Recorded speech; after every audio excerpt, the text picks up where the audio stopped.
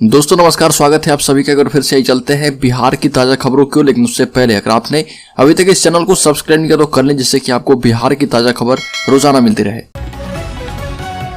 पहली एक बार अस्थायी नौकरी एवं वेतन वृद्धि इत्यादि की मांगों को लेकर आंगनबाड़ी सेविकाओं ने जमकर प्रोटेस्ट किया। बिहार राज्य आंगनबाड़ी संयुक्त संघर्ष समिति के बैनर तले आंगनबाड़ी सेविकाओं ने विधानसभा मार्च भी निकालने का आह्वान किया है। दरअसल अपनी मांगों को लेकर बिहार राज्य आंगनबाड़ी सेविका संघ ने ऐलान किया है और वेतन वृद्धि सहित 20 सूत्री मांगों को लेकर राज्य भर की आंगनबाड़ी सेविकाएं दोपहर करीब 12 बजे जेपी गोलंबर पर एकत्रित हुई थी।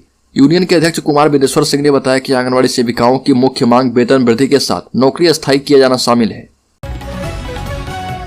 अलकर बक्सर में केंद्रीय मंत्री सह सांसद अश्विनी कुमार चौबे का 24 घंटे का मौन व्रत टूटते ही ज्यों ही वहां से उठे, वैसे ही गठबंधन के नेताओं की ओर से प्रतिमा को गंगा जल से शुद्ध करने का काम किया गया।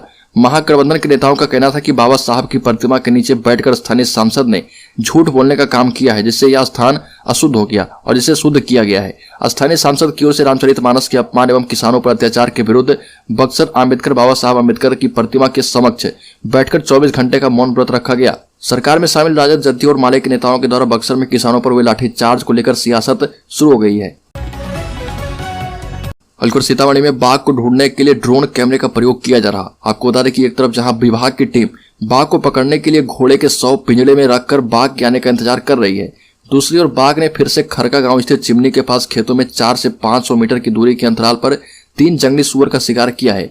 बाघ ने एक जगह पर 3 जंगली सुअर को मार डाला है। डीएफओ नरेश प्रसाद ने बताया कि सीतामढ़ी में घटनास्थल पर इतनी भीड़ उमड़ती है कि बाघ नहीं आ पाता और इसलिए बाघ को पकड़ने में मुश्किलों का सामना करना पड़ रहा।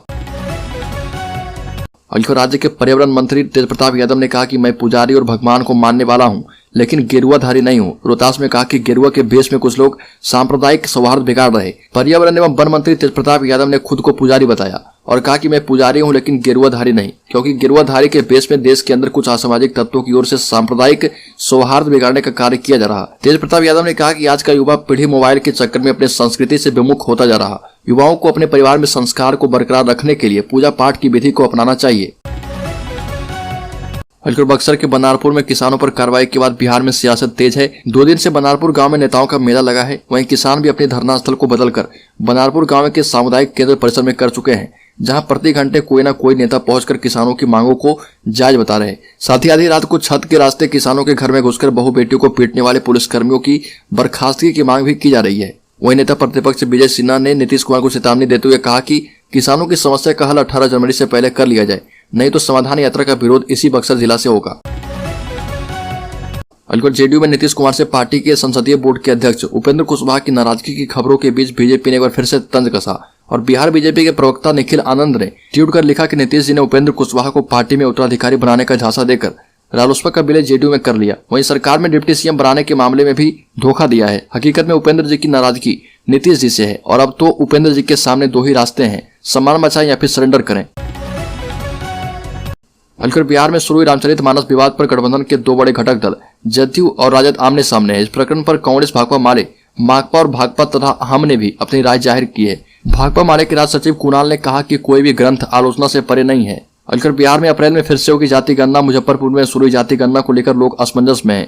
प्रगणक से लेकर जिला स्तर तक के अधिकारियों से पब्लिक तरह तरह के सवाल पूछ रहे और इससे कई स्तर पर लोगों में कंफ्यूजन हो रहा। हालांकि जिला सांख्यिकी अधिकारी ने लोगों के कंफ्यूजन को दूर करते हुए कहा कि उनके पास भी कई तरह की शिकायतें पहुंची है। लोग यह जान लें कि अभी किसी से भी उनकी जाति नहीं पूछी जाएगी।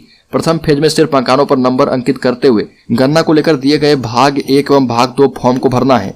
भाग 1 फॉर्म पर पहचान संबंधित विवरण है और जाति अप्रैल महीने में पूछी जाएगी। अलवर केंद्र सरकार की हर घर नल का जल योजना सर्वे से बिहार ने किया किनारा। केंद्र सरकार ने सभी राज्यों में स्वच्छता सर्वेक्षण की तर्ज पर जलापूर्ति सर्वेक्षण शुरू किया है, जिसमें पानी की शुद्धता को लेकर लाभुकों से फीडबैक लिया जा रहा, ताकि केंद्र सरकार सभी गांव में पेयजल की स्थिति का सही रिपोर्ट तैयार कर पाए।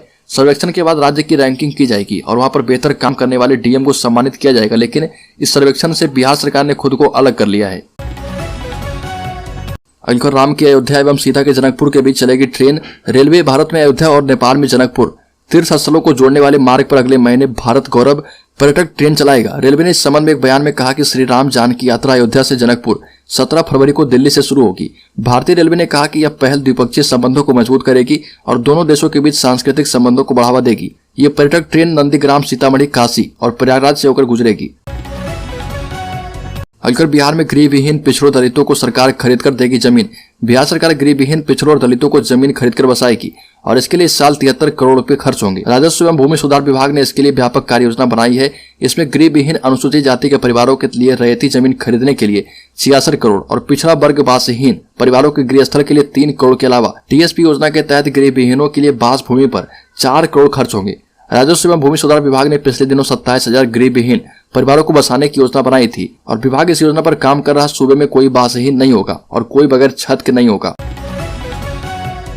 अलकुट जाति के बंधन को तोड़ने की अपील करने वाले और रामचरितमानस जैसे पवित्र ग्रंथ को नफरत फैलाने वाला ग्रंथ बताने वाले बिहार के शिक्षा मंत्री बड़े जातिवादी निकले और बीजेपी ने शिक्षा मंत्री को घेर लिया है। बिहार बीजेपी के अध्यक्ष ने चंद्रशेखर को लेकर बड़ा खुलासा किया और समाजवादी मंत्री की पोल खोली। बिहार बीजेपी के अध्यक्ष डॉक्टर संजय जायसवाल ने कहा कि जगदा बाबू ने ठीक ही चंद्रशेखर जी को असली समाजवादी बताया। मंत्री जी के चपरासी अंगरक्षक से लेकर पीए, पीएस और अफसर तक केवल उनकी ही जाति यानी यादव बिरादरी के हैं और इससे बड़े समाजवादी सोच का उदाहरण और भी हो भी क्या सकता है।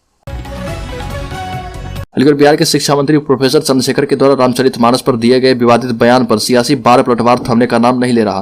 ताजा मामले में जेडीयू के विधायक संजीव कुमार ने चंद्रशेखर पर हमला करते हुए कहा कि या तो उद्देश्य से माफी मांगे या फिर किसी धर्म में चले जाएं। बीजेपी के बाद अब गठबंधन दलों में शामिल दल भी प्रोफेसर चंद्रशेखर के द्वारा रामचरितमानस के खिलाफ दिए गए बयान को लेकर हमलावर हैं। जेडीयू विधायक डॉक्टर संजीव कुमार ने कहा कि वो चंद्रशेखर के बयान से काफी आहत हैं। अब या तो वो माफी मांगे नहीं तो किसी दूसरे धर्म में चले जाए।